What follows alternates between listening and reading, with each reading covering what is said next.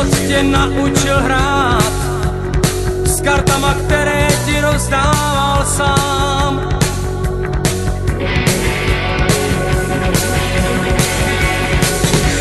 Občas si bez trumfu hrál a když si prohrál, tak se ti smál. Jen vstávej, to každý umí hrát, jak král.